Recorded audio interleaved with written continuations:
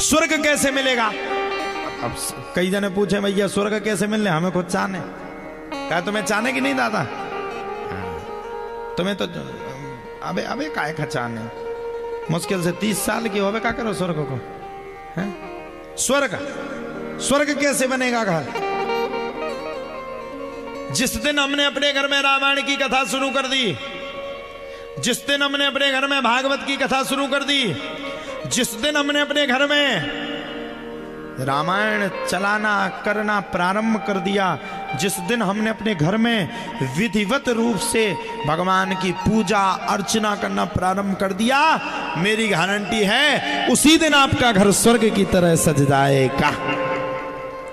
उसी दिन आपका परिवार स्वर्ग की तरह हो जाएगा। इसलिए भगवान ने कहा है स्वर्ग संपदाम, पृथ्वी लोक में ही स्वर्ग है और पृथ्वी लोक में ही नरक है। कई जनों को आपने देखा होगा घर की इतनी बुरी स्थिति, माता पिता की इतनी पिटाई गलती की वो घर से बाहर बैठ जाते, वो नरक है। और कई घर में आपने देखा होगा माता पिता का इतना सम्मान करते हैं लड़का और बहू कि वो अपने घर में खूब प्रसन्न रहते, उसको स्वर्ग कहते हैं। अब भागवत क्या है? भागवत तो संसार में सबने सुनी, अब और सुनत रहो।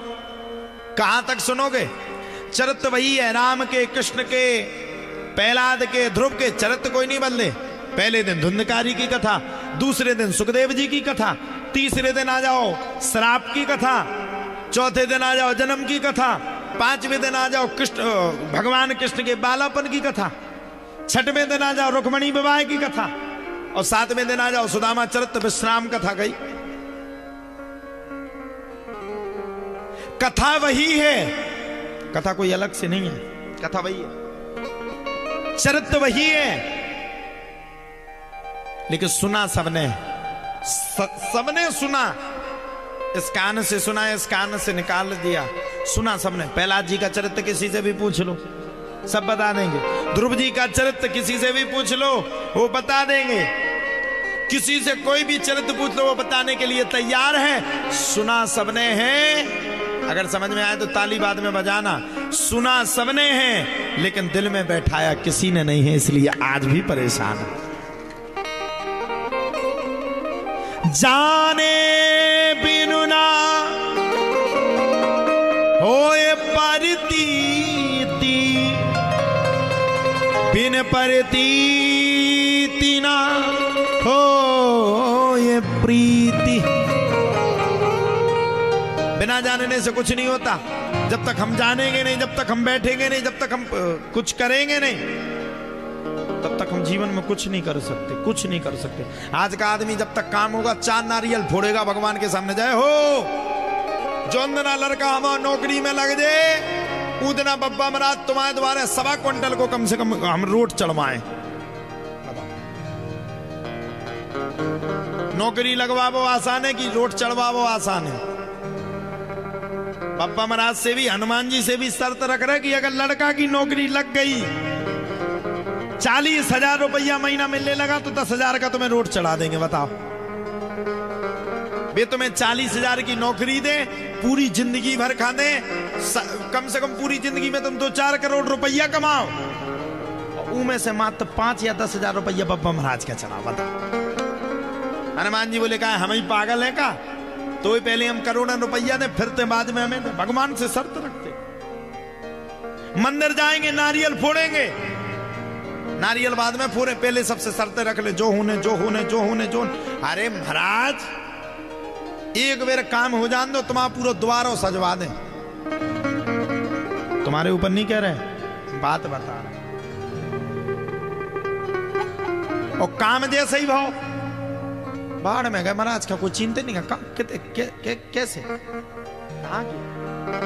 आज आप देखिए एक बालक की हमने गोदी भरी थी पिछले वर्ष, 1 साल और पूर्व गोदी भरी।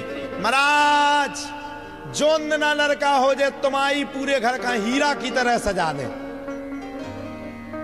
लौट के आया, अच्छा उसने भी ये टाइम उसने साध लिया कि महाराज कौन देना नहीं है धाम पे। अच्छा हम अक्सर धाम पे रहते नहीं, हम तो बाहर रहते कथा करते। अब जब कथा करेंगे हम तो अपने हनुमान जी के नाम का प्रचार प्रसार, प्रभु के नाम का गुण गाते। अच्छा उसने देख लिया कि महाराज जी याद नहीं है धाम पे, तो वही दिन पहुंचो वो ठेके। और पापा हमारे पिताजी के पड़े, उसने सिर रख के पैर 100 रुपया दिए, हनुमान जी ताए देखो दुख दुख के। और किसी ने कहा भैया फोटो तो खिंचवा लो, तुम्हारा लड़का प्राप्त। फोटो नहीं खिंचवाने। फोटो क्यों नहीं खिंचवानी? कहूँ महाराज का जो पतो ना पड़ जाए कि गोदी सफल हो गई। कहूँ महाराज का जो पतो पड़ गो तो हमें तो कह गए थे कि 10 लाख रुपया हमें ये तक खर्च करने, फिर महाराज हमारी छाती पे चढ़ बैठे। कोई बात नहीं, हमें क्या दिक्कत। अरे भैया कहा भी तुमने, भगवान ने तुम्हें दिया है, अब हो सकता भगवान क्या कर सकती है भगवान जाने।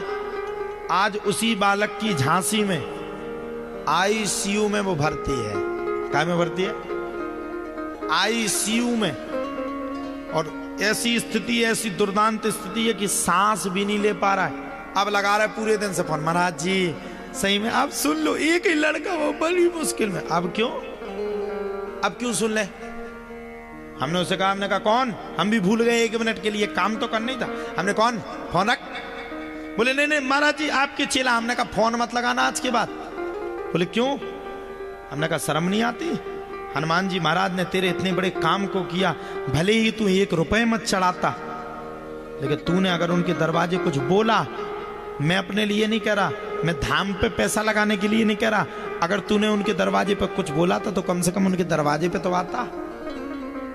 छुप छुप के भाग रहा है। अभी स्थिति आईसीयू की है। फिर हमने झाड़ा गाड़ी में ही, और जब झाड़ा तो हमने हनुमान जी से प्रार्थना की, ये तो दुष्ट है ही, अपन को इसके साथ ऐसा दुर्व्यवहार नहीं करना है। बाबा महाराज ये ठीक हो जाए तब जाकर के बालक 1 घंटे के अंदर अभी ऑक्सीजन से बाहर आ गया। डॉक्टर कह रहे ये तो चमत्कार हो गया। हम तुमसे भी कहेंगे, तुम भी जल्दी से जल्दी अपना काम पूरा कर लो, बुरा मत मानना। हम बहुत स्पष्टवादी प्रवक्ता हैं, हमें डर नहीं लगत को। देखो हमारी बात सुन लो, दांगी साहब हमारे कुंडली में है, दांगियन के हम देवता। ऐसा कोई दांगी नहीं जिससे हमारी पहचान नहीं। हर दांगी हमें चीनत का दांगिया नहीं ने हमें उठाओ है, जहां हम बताएंगे जब हमारे पास कचुनियत है तब दांगी यही हते। और आज हम सब कुछ है तो दांगी। आपने अगर कोई बात बोली है तो साल भर के बाद तो तुम्हें टेम मिलने नहीं है, जब हम लिख के नहीं दे। तुम कितने को मंगाओ हमारी कथा में मिलने नहीं है तुम्हें। अपना कार्य हमें संकल्प को पूरा करना चाहिए। बोलो करना चाहिए कि नहीं?